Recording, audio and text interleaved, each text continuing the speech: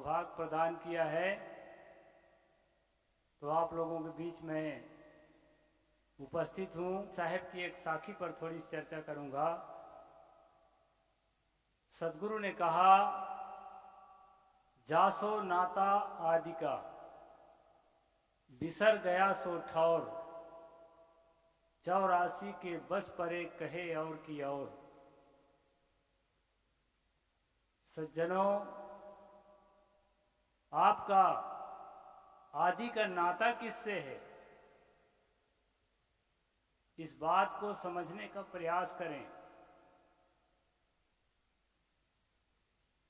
कोई कहता है कि जहां से आए हैं तहां जाएंगे, परमात्मा के घर से आए हैं और परमात्मा के घर ही जाना है। लेकिन ये कहते सुनते चले आए हैं, किताबों में पढ़ते सुने आए हैं, सुनते चले आए हैं, लेकिन जो है किसी का अपना निजी अनुभव नहीं है कि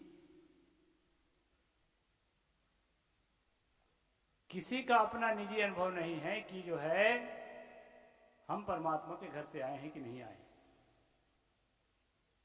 ये पारक सिद्धांत ये हमें बताता है कि सचमुच हम कहाँ से आए हैं, आदि का नाता हमारा किससे है। और आदि के नाता को यदि हम समझ लेंगे तो सारा खटपट खत्म हो जाएगा। जिसको मोक्ष कहते हैं, परम शांति कहते हैं, निर्वाण कहते हैं, वहां तक पहुंचना हमारे लिए आसान हो जाएगा। सदगुरु ने कहा, जिससे तुम्हारा, आदि का मतलब होता है शुरू, शुरू में जिससे आपका संबंध था, नाता का अर्थ है संबंध, रिलेशन। हर आदमी बहुत शुरू की बात तो नहीं जानता है, लेकिन इतना जरूर जानता है कि मैं जब संसार में जन्मा था तो मैं क्या था, वहां तक तो जानता है। उससे पहले और क्या था ये केवल हम ही नहीं जानते, ऐसा मत सोचिए आप। कोई नहीं जानता। बड़े बड़े तथागत गौतम बुद्ध, स्वामी महावीर, कबीर साहेब, जितने बड़े महामानव हुए हैं, किसी ने दावा नहीं किया कि इस जन्म से और पहले मैं क्या था, कि कहाँ था, कि कहाँ नहीं था। लेकिन जन्म के बाद हम कहाँ हैं, इसको सब जानते हैं।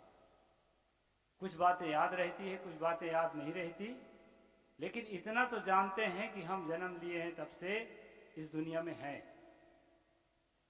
सदगुरु ने कहा, जासो नाता आदि का, आदि का नाता हमारा किससे था, हमारा रिश्ता किससे था, इसको हमें समझना होगा। जिन लोगों को ये दृढ़ विश्वास है कि मैं एक हिंदू हूं, मैं एक मुसलमान हूं, मैं एक ईसाई हूं, ऐसा जिन लोगों को दृढ़ विश्वास है, वो अपने दिल से पूछें कि सचमुच वो ऐसा है भी कि नहीं। सदगुरु कबीर साहब का मार्ग जो है छिलका उतारने वाला मार्ग है। धान का छिलका उतारने के बाद चावल बचता है, और कोदो एक अनाज आजकल नहीं चलता, वैसे शुगर के पेशेंट उसको सेवन करते हैं, उसके तो कई परत छिलके होते हैं। तो जब आप छिलका उतारना शुरू करेंगे तो लगेगा कि मैं जो सोच रहा हूं वह तो मैं नहीं हूं, बिल्कुल भी नहीं हूं। आदमी यह मानता है कि मैं हिंदू हूं। क्यों मानता है? इसलिए मानता है कि आसपास के वातावरण के द्वारा, आसपास के माहौल के द्वारा उसके दिमाग में यह बात डाली गई है, और वह स्वयं भी ठान लिया है।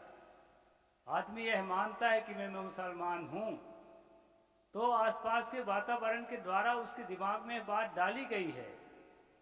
आदमी यह मानता है कि मैं ब्राह्मण हूं, यह भी आसपास के वातावरण के द्वारा, परिवार के सदस्यों के द्वारा, पड़ोसियों के द्वारा यह बात उसके अंदर डाली गई है, इसलिए उसको लगता है कि मैं ये हूं। इसलिए साथियों, आपको गहराई पे जाके सोचना पड़ेगा कि मैं ये हूं कि नहीं हूं। और ज्यों ज्यों गहराई में उतरेंगे आपको लगेगा कि ये सारे के सारे फर्जी और फेक हैं। ये जो है सारे के सारे फेक हैं। अगर मैं सोचता हूं कि मैं ब्राह्मण हूं, यह भी फेक है। अगर मैं सोचता हूं मैं तेली हूं, यह भी फेक है। अगर मैं हिंदू हूं सोचता हूं, यह भी फेक है। अगर मैं मुसलमान हूं सोचता हूं, यह भी फेक है। क्योंकि आसपास के माहौल के द्वारा, वातावरण के द्वारा हमारे दिल दिमाग में ये बातें भर दी गई है, इसलिए ऐसा लगता है। ऐसा है नहीं। मूलतः जो है, मूलतः हम लोग मनुष्य हैं। मनुष्य से ज्यादा कुछ भी नहीं है और मनुष्य से कम भी कुछ भी नहीं है। हम घोड़े गधे नहीं है। अब यहां पर आकर हमें यह सोचना है कि मैं मनुष्य हूं तो अब फिर करूं क्या, मुझे करना क्या चाहिए।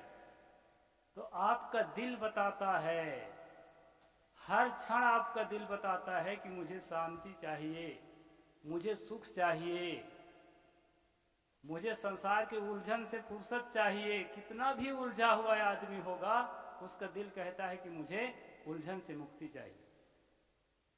उलझन से मुक्ति कैसे मिलेगी? ये हिंदू गिरी के झंडा धर के, मुसलमान गिरी के झंडा धर के आपको शांति नहीं मिलेगी। केवल मिलेगी तो लड़ाई मिलेगी, एक दूसरे से लड़ेंगे, उलझेंगे। ब्राह्मण का झंडा धर के, तेली का झंडा धर के कि मैं ये हूं, अपने अंदर ठान के एक दूसरे से नफरत ही कर सकते हैं, प्रेम नहीं कर सकते। और जब तक हमारे अंदर नफरत है तब तक शांति क्या चीज है इसका महसूस हमें भीतर से नहीं हो सकती है। शांति के लिए हमें करना क्या है? हमें बाहर के उलझन वाली चीजों को पहचान करके निरख परख करिए प्रतीति, तब चली हो भवसागर जीती, धर्मदास साहिब ने कहा है। बहुत लोग कहते हैं ना कि धर्मदास साहिब अंधविश्वासी थे, उनकी वाणियों को पढ़े, वो पारखी थे। तो उन्होंने जो कहा निरख परख करिए, जब निरख परख करके सत्य को समझ करके उस पर विश्वास करेंगे, समझ करके, कहने मात्र से नहीं, न मेरे कहने से भी कुछ नहीं होगा। अब उस पर जब प्रतीत करेंगे तो आपको लगेगा कि हाँ अब तो शांति मिल गई। शांति खोजने के लिए मुझे न स्वर्ग जाना पड़ा, न मंदिर जाना पड़ा, न मस्जिद गिरजाघर जाना पड़ा। कहाँ जाना पड़ा? ये सबसे लौट करके अपने भीतर लौटना पड़ा, अपने भीतर में स्थित होना पड़ा। कोई भी ध्यान में बैठता है, किसी भी पंथ का आदमी होगा, तो क्या करता है? मन में आने वाले संकल्पों से अपने आप को अलग करता है, निरंतर अलग करता है। और इस अलग करने के दौरान जब पूरी तरह से अलग, चाहे एक सेकंड के लिए हो जाए, उसको लगता है कि मैं जो ढूंढ रहा था वहां पर पहुंच गया।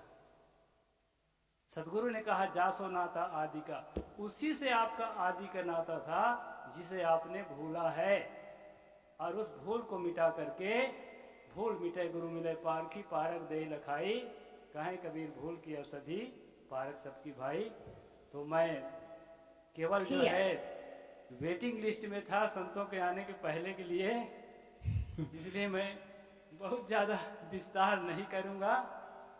और जो है खास बात यह है कि ये सारे छिलकों को, जिसको हम अपना धर्म समझ रखे हैं, जिसको हम अपना जात समझ रखे हैं, जिसको अपना समुदाय समझ रखे हैं, ये भूल भुलैया है। मूलतः हम मनुष्य हैं और मनुष्य के मुख्य मांग है सुख और शांति की। और सुख और शांति के लिए जो रास्ता है वो रास्ता यही है कि बाहर उलझन पैदा करने वाली चीज़ों से अपने आप को हम निरंतर अलग करें और उससे अपने मन से भी मिटाएं। क्योंकि बाहर उलझन नहीं, बाहर तो होती उलझन, लेकिन उसकी यादें जो हमारे मन में रहती है ना, वो हमको उलझा के रखती है। एक छोटा सा उदाहरण दे दूं साहेब, थोड़ा बोलो कहे इसलिए। बोलिए सदगुरु देव की जय। हाँ एक छोटा उदाहरण दे देता हूँ। हाँ ठीक है, नहीं देता हूँ। बोलिए संत सम्राट सदगुरु कबीर साहेब की जय।